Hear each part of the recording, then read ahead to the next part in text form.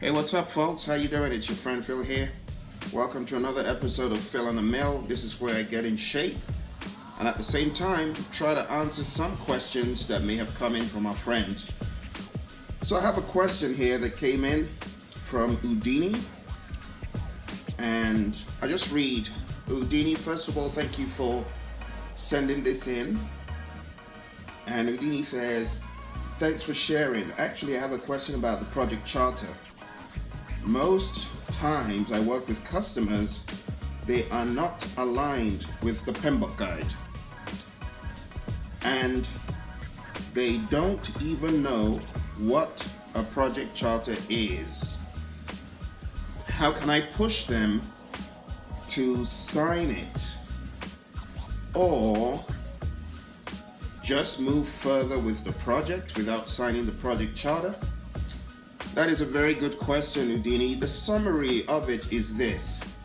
If people do not find value from a process, a procedure, a document, they are going to push against it. So every way I've trained the project charter, the question of what is in it for us comes up, or a question such as, is this a replica of something else that we already have?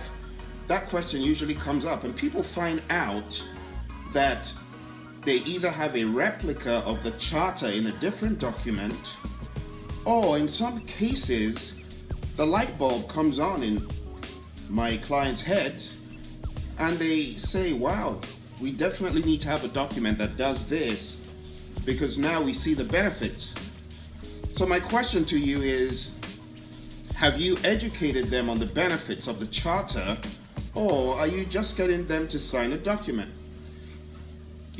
So pushing them to sign a document has no value to them, except you educate them on why they should sign it and why that should become part of what you do in your business with them. So I would encourage you to, first of all, expose them to the importance of the project charter and its relevance. And at the same time, I will also encourage you to tailor the project charter to whatever works best for your own unique situation, for your own organization, for the relationships you have with your customers, your clients, because you only want to offer value, okay? So I'm going to go through a few ideas as far as the value of the project charter, okay? Now, these are things you already know, obviously, but I would recommend that you educate them. Maybe have a short lunch and learn, or a quick 15-minute conversation. I would advise not making it too laborious. Some firms I go into train, people say, oh, more documentation. Are we going to have to fill in yet another form? So you have to be sensitive to your stakeholders. But for me, I would definitely try to educate them first on things such as this. So I'll give you 5 overarching points about the project charter that illustrate its benefits. All right, so the first one is intentionality. It is a signal to whoever you're working with in the firm that, wow, management means business with this thing. It enables people to understand that, wow, this project has been authorized. So it's a signal of intentionality to get something done. So it creates a catalog of the work done. It's the beginning of cataloging. This is a piece of work that is going to be authorized and is authorized by the signature on the charter, and it's the beginning of lessons learned. So you can let them know that the signature just illustrates that they agree that this work is important, it's relevant, and like I said, it's the beginning of learning lessons on the project. But it has to be stamped in time and cataloged, and this is the beginning of you cataloging this work, okay? The next point is visibility. Now, visibility just means that Where stakeholder funds are at risk, you have a deliberate method for identifying what was done with those stakeholder funds. It might be a private firm, but nonetheless, stakeholders should know what is being done with their money. So a project charter is a way of making the project more visible, and it should be public knowledge, or I should say within the firm, it should be knowledge that is generally accessible. It shouldn't be an undercover, oh, you can't look up my charter type of thing. Charters should be available for all project managers to share freely, know what's going on, So your project charter is like an advert to other project managers to let them know the nature of what you're working on. And if down the road they find themselves working on something similar, they know who to go to. That's how it should be. Okay? It's also a way, talking about visibility, it's also a way of saying we have a process, a procedure to account for funds and resources. So resources aren't just going into silos, unknown silos and waste bins. Your project charter makes sure that the project is visible and resources are well accounted for. In a PPP approach, a portfolio program project approach. And this is the beginning of it.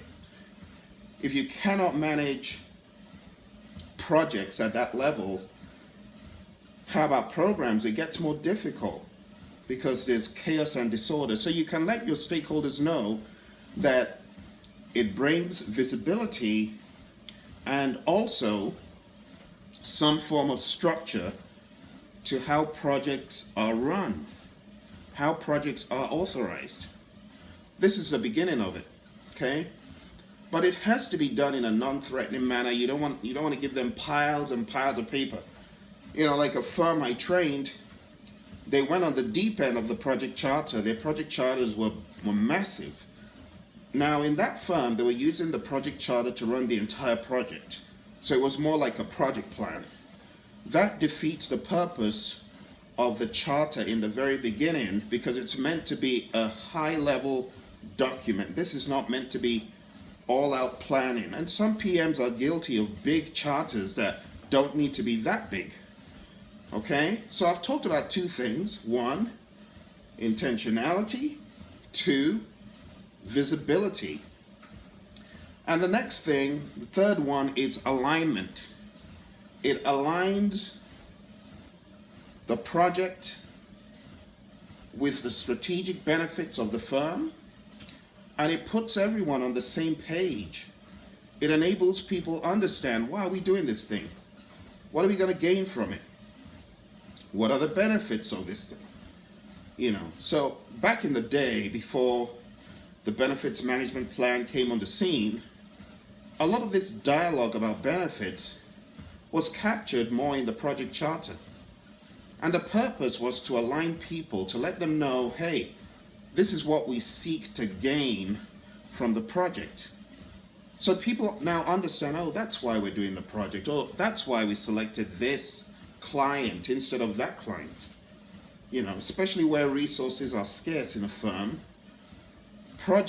All projects can't be done at the same time. So this helps people understand this is why this project was a bigger priority, or they'll be able to infer that, especially when they know the selection process and the projects that have been recently selected. All right, so intentionality, visibility, and alignment. The fourth point, which is more for your benefit, but a lot of firms, their project managers are quite powerful in terms of position. But the fourth thing is authority. It authorizes the PM, especially in a highly matrixed firm. So for those of you PMs in a highly matrixed firm where there's all sorts of competition, jockeying for resources and so on, having a project charter for your project enables people to understand management is serious about this and you have been given the authority. It basically permits you to use the resources in the firm, especially those that have been outlined for use on this project, it enables you to use those resources, be they human, equipment, materials, supplies, facilities. So it authorizes you, the project manager, to apply the resources to the project and basically puts a stamp of authority on the PM. Okay? The fourth thing that I think is extremely valuable in the project charter, and it's in no way the last thing, in fact, it's one of the most important points, is success determination. How do you know your project is a success? It's through the charter. If you don't have the success criteria in the charter, how do you know that you've arrived at a successful point? Now, some projects are very, very simple. It's the delivery of a product that's already been produced. But nonetheless, having a charter that spells out the criteria for you and the receiving organization, the customer, your sponsor, whoever the parties are involved, just having that success criteria, it helps. It goes a long way, especially where people can get muddled up about success. For some people, success is coming in right on budget.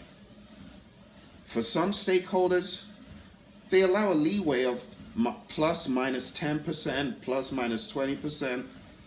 And the only reason why they get upset if your budget is a lot less is if you tied up those monies and it could have been used for something else.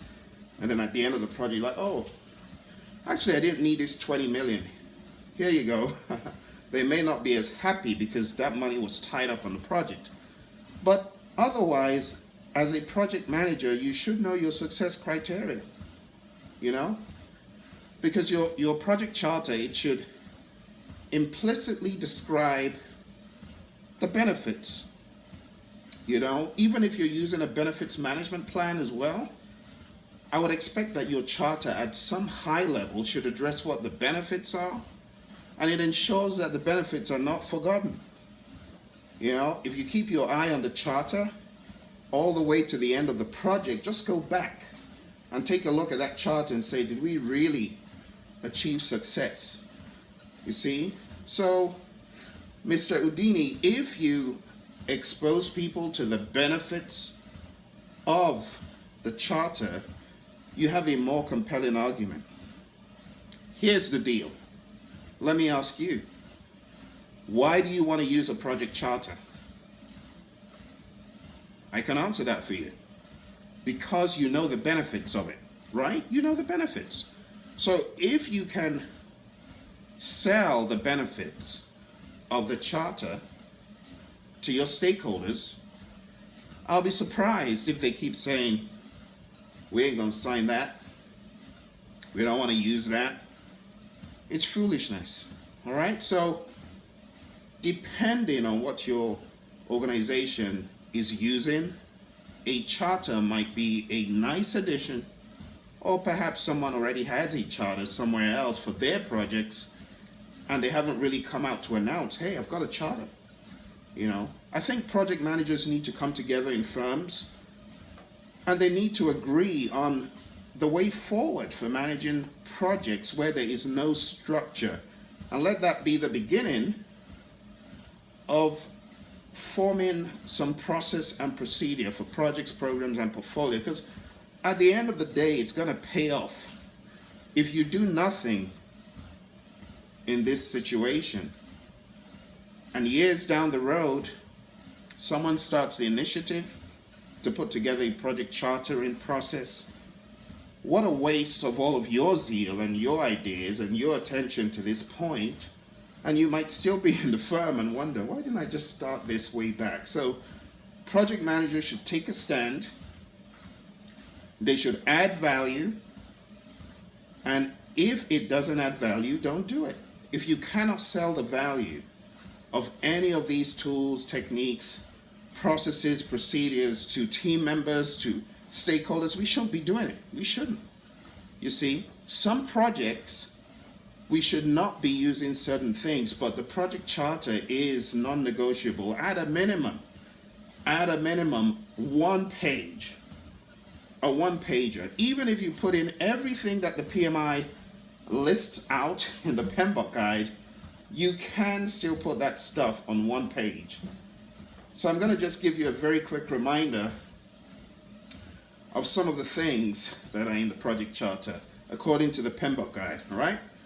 The project purpose, measurable project objectives and related success criteria, high-level requirements, high-level project description, boundaries, and key deliverables, overall project risk, summary milestone schedule so people know when things are happening, pre-approved financial resources, helps you, the project manager, understand, oh, these are the financial resources that I can use right away.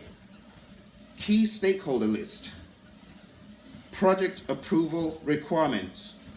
So when it comes to approving the project, what constitutes success? Who decides the project is successful and who signs off on the project? There should be a belly button accountable person to sign off on that project. Project exit criteria. What are the conditions to be met in order to close or cancel the project or phase?